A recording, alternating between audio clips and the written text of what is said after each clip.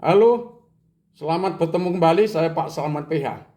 Kali ini saya akan membahas manajemen perusahaan. Ya, perusahaan itu bukan berarti yang besar-besar itu, tukang bakso, tukang soto yang mendorong itu pun dia juga bisa disebut sebagai perusahaan karena di situ ada usaha untuk memperoleh profit itu. Nah, jadi perusahaan itu bisa mulai dari kecil, menengah hingga sampai besar gitu ya. Nah, manajemen perusahaan ya itu bisa dipilah menjadi dua, yaitu adalah umum dan juga spesifik. Manajemen yang bersifat umum ya. Kenapa umum? Karena hasilnya diperlukan oleh fungsi-fungsi baku perusahaan di mana saya identifikasi ada 12 fungsi baku perusahaan. Saya hafal karena aku juga menjadi pengusaha cukup lama. Setelah tua ya tidaklah kan kepatutannya hidup itu kan ada masanya ya. Hidup zaman itu ada orangnya dan orang itu ada zamannya dan saya sudah tidak zamannya kalau saya masih harus menjadi pengusaha dengan umur saya 78 ini. Tapi pada dasarnya perusahaan di mana saja kecil, menengah, atas, ya besar, itu selalu mempunyai 12 fungsi bagi perusahaan, yaitu fungsi transaksi. Fungsi transaksi ini adalah fungsi terpenting dalam perusahaan. Kalau Anda punya perusahaan tidak ada transaksi, tunggu saja bangkrutnya. Toko yang tidak pernah ada transaksi melalui kasir, tunggu saja bangkrutnya. Anda punya perusahaan mebel, tidak pernah ada yang membeli, berarti tidak ada transaksi, tunggu saja bangkrutnya. Maka transaksi itu adalah fungsi baku perusahaan yang mempunyai tingkat kepentingan tertinggi. Itu namanya transaksi. Tapi transaksi bisa berlangsung kalau ada produk yang dijual belikan dan ada pembeli. Produk yang dijual belikan dihasilkan dari proses produksi. Proses produksi akan bisa berlangsung jika didasarkan atas perencanaan produksi, yaitu baik perencanaan teknis maupun perencanaan anggaran. Perencanaan produksi bisa berlangsung mestinya mengacu pada hasil riset dan pengembangan produksi yang biasanya itu adalah dalam bentuk prototipe yang akan bisa diejawantahkan oleh bagian atau fungsi perencanaan produksi. Ini serentetan yang disebut manajemen produksi. Jadi manajemen produksi itu dimulai dari riset dan pengembangan produksi itu akan digunakan acuan perencanaan produksi dan perencanaan produksi akan dipakai acuan untuk memproduksi barang atau jasa. Itu disebut manajemen produksi. Nah, kita sekarang menginjak manajemen spesifik lain yaitu manajemen pemasaran. Manajemen pemasaran itu dimulai dari riset pasar dan pemasaran. Riset pasar itu adalah terkait dengan daya beli. Saya di Jogja, kalau Anda menjual rumah atau membuat bangunan seharga 3 miliar ke atas, sulit untuk terjual. Tapi kalau Anda menjual bangunan dengan harga 500 sampai sebut saja 750 juta, sebut saja gitu, itu seperti menjual kacang. Karena daya beli orang Jogja kira-kira seperti itu. Itu riset pasar. Pemasaran itu bagaimana cara memasarkan. Nah, bagaimana cara memasarkan tinggal tergantung apakah hanya untuk dijual di lokal, nasional, regional, atau internasional. Tentu kalau internasional bahasa yang sampai sekarang dipakai ya bahasa Inggris meskipun pelan-pelan bahasa Cina itu akan berpengaruh karena pada dasarnya bahasa-bahasa akan mengikuti negara-negara yang mana yang paling maju. Kan kira-kira begitu ya. Nah, itu riset pemasaran ini bagaimana cara memasarkan. Nah, lalu riset pasar dan pemasaran akan dipakai sebagai acuan dalam merumuskan rencana pemasaran. Jadi rencana pemasaran ini dirancang bagaimana cara memasarkan berdasarkan hasil riset pasar dan pemasaran tadi. Nah, itu lalu hasil rencana pemasaran akan digunakan untuk merebut pelanggan sehingga ini akan menjadi acuan bagi fungsi perebutan pelanggan. Pelanggan perlu direbut agar supaya berubah menjadi pembeli. Yang tadinya bukan pembeli, dengan cara pemasaran kita itu lalu berubah menjadi pembeli. Sebenarnya pemasaran itu lebih cenderung agak sedikit mencuci otak seseorang ya, yang tadinya tidak membeli, tapi lalu setelah mendengarkan pemasaran entah di YouTube, di televisi, lalu Anda akhirnya membeli kan. Itu sebenarnya Anda larut dicuci otakmu supaya membeli barang-barang atau jasa-jasa tersebut. Nanti tapi intinya bahwa hasil manajemen pemasaran yang dimulai dari riset pasar pemasaran, perencanaan pemasaran hingga sampai perebutan pelanggan, intinya hasilnya adalah pembeli. Nah, jadi manajemen produksi itu akan menghasilkan produk yang siap dijual belikan, manajemen pemasaran siap menghasilkan pembeli. Pembeli dan produk yang dijual belikan ditemukan dalam transaksi. Kalau Anda beli barang di toko itu kan membawa barang, Anda masuk di kasir, lalu Anda membayar, lalu produk yang dijual belikan kamu ambil kan. Nah, kita lalu di situ terjadi transaksi. Nah, sepintas itu manajemen perusahaan yang sifatnya itu spesifik, dikatakan spesifik karena manajemen produksi hasilnya produk yang dijual belikan untuk diserahkan kepada pembeli. Manajemen pemasaran hasilnya spesifik, yaitu sejumlah orang yang diharapkan menjadi pembeli. Pertemuan pembeli dengan produk yang dijual belikan itulah namanya transaksi. Sepanjang Anda punya perusahaan yang transaksinya hebat, Anda akan untung banyak. Gitu. Ini disebut fungsi-fungsi manajemen yang spesifik. Nah, manajemen spesifik tadi akan bisa berjalan berlangsung atau tidak, sangat tergantung pada manajemen umum. Lah manajemen umum itu apa saja? Ada manajemen personalia atau SDM. Hasilnya apa? Ya SDM, personalia. Jadi kalau Anda besok menjadi manajer personalia, hasilnya ya personal. Lalu yang kedua adalah manajemen keuangan. Hasil manajemen keuangan apa? Uang. Kan gitu ya. Kalau Anda nanti menjadi manajer peralatan, perlengkapan, perbekalan, bahan, informasi, dan sebagainya, hasilnya juga alat. Kan gitu ya, itu manajemen peralatan. Dan ada akuntansi. Anda tahulah perusahaan kecil banyak besar itu biasanya menggunakan prinsip-prinsip akuntansi untuk memastikan bahwa uang yang digunakan itu ada buktinya dan bukti itu bisa dijamin kredibilitasnya. Maka kalau Anda bekerja di suatu organisasi institusi, ketika Anda ditugaskan ke Jakarta, Anda harus akuntabel. Akuntabel itu apa? Mempertanggunggugatan, bukan pertanggungjawaban. Kalau pertanggungjawaban itu responsibility, tapi kalau accountability itu pertanggungggugatan. Artinya setelah Anda pulang dari Jakarta, Anda harus menunjukkan tiket pergi pulang, bukan pulang pergi. Orang kita itu sering kali kok belikan tiket pulang pergi, yang pergi saja belum. Tiket pergi pulang, kamu di hotel, setelah pulang ke institusi organisasimu, tunjukkanlah, laporkanlah.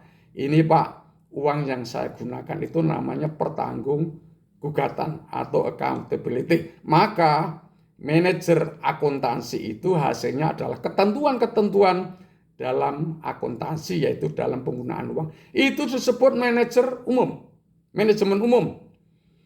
Karena hasilnya digunakan oleh semua fungsi spesifik. Fungsi spesifik itu ada proses produksi, perencanaan produksi, ada pemasaran, itu semuanya menggunakan SDM personal, menggunakan uang, menggunakan alat, menggunakan ketentuan-ketentuan akuntansi. Nah, semuanya itu di bawah direction, di bawah arahan dari apa yang disebut dengan general manager, inti general management, inti manajemen, yaitu direktur utama dari perusahaan. Kalau tadi direktur-direktur, atau kalau manajer, ya manajer umum, general manager, maka lalu tadi personalia, produksi, pemasaran, itu disebut dengan manajer.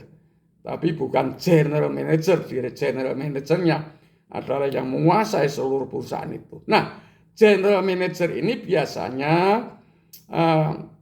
mengeluarkan strategi-strategi perusahaan, kebijakan-kebijakan perusahaan, dan juga program-program perusahaan.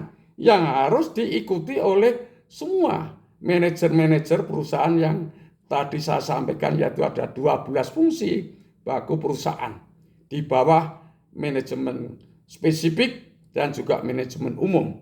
Nah, terakhir begini, pada dasarnya ya manajemen perusahaan itu tadi saya katakan perusahaan ini ada 12 fungsi baku perusahaan. Setiap fungsi baku perusahaan itu ada 12 faktor. Jadi kalau 12 faktor setiap fungsi manajemen itu dikurangi satu faktor saja, nggak bisa berjalan. Entah itu pengusaha informal, pengusaha kecil, pengusaha menengah, pengusaha besar, itu harus ada semuanya. Nah, keberadaannya memang tidak harus di satu tempat, namanya sebagai pedagang mobil, dealer gitu ya. Dia pasti menjual mobil. Apakah mobilnya diproduksi oleh dealer? Oh tidak. Itu diproduksi oleh Astra atau mungkin oleh perusahaan Cina. Tapi kan dealer itu ketika menjual mobil kan harus ada mobil. Bahwa mobil diproduksi dari perusahaan, tapi harus ada. Sehingga semua perusahaan apakah memproduksi barang atau hanya menjual barang, 12 fungsi baku perusahaan harus ada. Tapi fungsi-fungsi baku perusahaan keberadaannya tidak harus di situ, bisa di luar, kan begitu ya. Nah, setiap fungsi baku perusahaan, ambil contoh fungsi produksi gitu ya. Nanti kan ada fungsi tadi sudah saya sebut ada 12 fungsi baku perusahaan, ada fungsi produksi, perencanaan produksi, riset dan pengembangan produksi, itu disebut manajemen produksi. Ada juga manajemen pemasaran, mulai dari riset pasar, pemasaran, perencanaan pemasaran, perebutan pelanggan, itu disebut manajemen pemasaran. Nah, semua fungsi-fungsi baku tadi yang saya sebut, termasuk juga fungsi-fungsi umum, personalia, keuangan, peralatan, akuntansi, itu semuanya mesti harus punya 12 faktor. Jadi bisa Anda hitung, kalau ada 12 fungsi baku perusahaan, lalu tiap-tiap fungsi baku perusahaan itu punya setidaknya 15 faktor, ya itu berarti berapa? Kali 12 dikalikan 15 kan, seratusan berapa? Itu. Nah, saya apa? Karena aku pernah melakukan sebagai pengusaha. Ya. Contoh ambil manajemen produksi aja. Dia harus punya sumber daya manusia, sumber daya selebihnya manusia, dan juga harus ada input manajemen. Satu, namanya manajer produksi.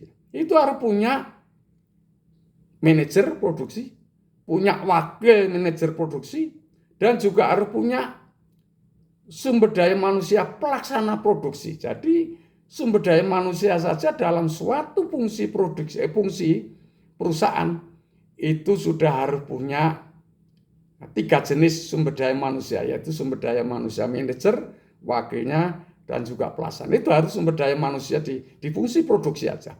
Kemudian dalam fungsi produksi itu harus ada sumber daya selebihnya sumber daya manusia, yaitu ada peralatan, perlengkapan, perbekalan, dan bahan. Udah ada 4 kan? 4 ditambah 3 berapa? 7. Ya. Kemudian ditambah fungsi input manajemen.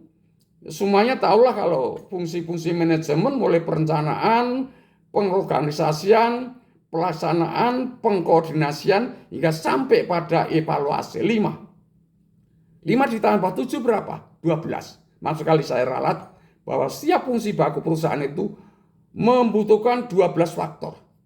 Yaitu tingkat kesiapannya harus memadai. Satu saja tidak memadai, maka fungsi perusahaan tidak akan bisa berlangsung. Nah, sekali lagi tadi saya agak lupa sedikit bahwa intinya kalau kita di perusahaan ada 12 fungsi baku perusahaan, sementara setiap fungsi baku perusahaan ada 12 faktor, maka Anda hitung bahwa seluruh perusahaan itu harus punya 12 fungsi baku perusahaan dikalikan 12 faktor. 2 kali 12, 12 kalikan 12. Ya tak? 12 fungsi baku perusahaan dikalikan setiap fungsi baku perusahaan ada 12 faktor. Jadi 12 kalikan 12 itu ada 144 faktor. Untuk supaya perusahaan itu bisa berlangsung, bisa berjalan. Nah, aku apa? 144 itu hafal semua saya. Ya kan, aku pernah melaksanakan kok. Bukan hanya textbook saya. Saya kan berhenti menjadi pengusaha itu kira-kira ya setelah pensiun profesor itulah kan saya sudah tidak lagi patut lah pada zamannya ya.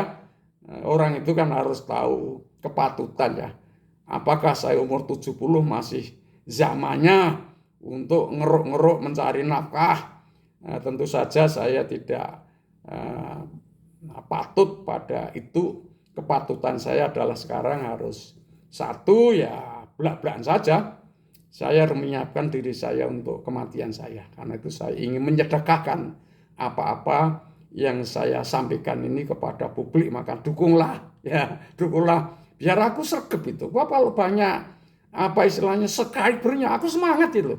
Kalau nggak ada subscriber, nggak saya percuma ngomong-ngomong di sini. Nah, dukunglah subscriber supaya saya ada semangat. Selain itu juga aku tidak munafik. Ada kepentingan pribadi loh saya. Supaya aku tidak pikun dengan drastis. Kebingungan pasti hadir.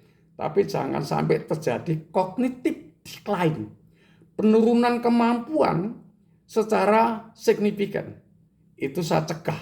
Salah satunya mencegahnya adalah melalui podcast ini. Aku tidak munafik. Punya kepentingan personal saya. Nah, cuma ini cuma salah satu saja saya. Usaha saya kan saya juga olahraga, olah perasaan, olah macam-macam yang saya lakukan pernah saya sampaikan pada podcast saya yang pertama, yaitu perkenalan dan 12 olah diri manusia. Itu pernah saya sampaikan pada podcast saya yang pertama. Saya pikir itu saja para hadirin, saudara-saudara, adik-adik, bahkan anak-anak saya. Jangan-jangan sampai cucu-cucu saya karena sudah umur 78 itu tentu saya sudah senior, tapi saya bersyukur sampai saat ini kecerdasan kognisi saya itu kok tidak turun secara signifikan. Saya masih bersyukur masih disapa oleh Mahkamah Konstitusi menjadi saksi ahli untuk ceramah di kampus Merdeka, maksud saya kampus berdampak yang dikenakan oleh Menteri Pendidikan Tinggi sekarang. Bagus itu, kampus berdampak itu tinggal bagaimana arah dan realisasinya. Saya juga ceramah kapan itu di UIN Cirebon dan sebagainya. Itu semua saya anggap saya masih dianggap diorangkan gitu. Tentu kalau saya sudah tidak mampu berpikir, orang akan menyimak bahwa Pak Slamet sudah tidak pada zamannya gitu. Barangkali saya juga merasa adil kalau masyarakat mengadili seperti itu ketika aku sudah tidak lagi bisa berpikir cerdas. Sekian, Assalamualaikum warahmatullahi wabarakatuh.